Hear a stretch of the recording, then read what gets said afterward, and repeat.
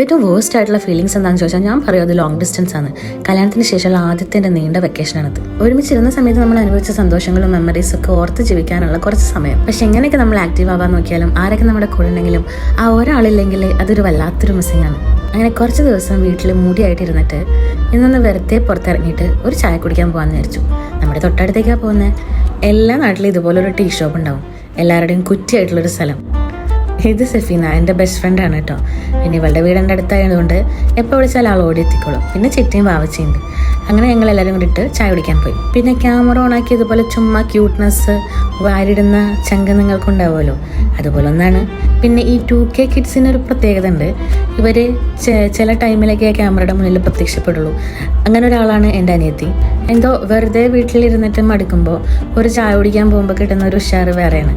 അങ്ങനെയാണ് ഞങ്ങൾ ഇങ്ങോട്ട് വന്നത്. വേറെയും കുറേ സ്പോട്ടുകളിവിടെ ഉണ്ട്, എന്നാലും ഇപ്പോഴത്തെ സ്ഥിരം കുറ്റിയാണിത് കേട്ടോ. ഇതിൻ്റെ ഏട്ടൻ്റെ ബെഡ ചങ്കാണ്, പുള്ളി അവിടെ ഉണ്ടായിരുന്നു.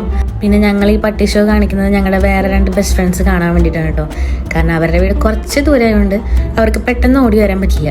അപ്പോൾ അവരെ കാണിക്കാൻ വേണ്ടിയിട്ടാണ് ഈ പട്ടി ഷോ എല്ലാം കാണിക്കുന്നത്. അങ്ങനെ കുറച്ച് നേരം വർത്താനെല്ലാം പറഞ്ഞ് ഒരു ടീ എല്ലാം കുടിച്ച് ഞങ്ങൾ വീട്ടിലേക്ക് പോന്നു.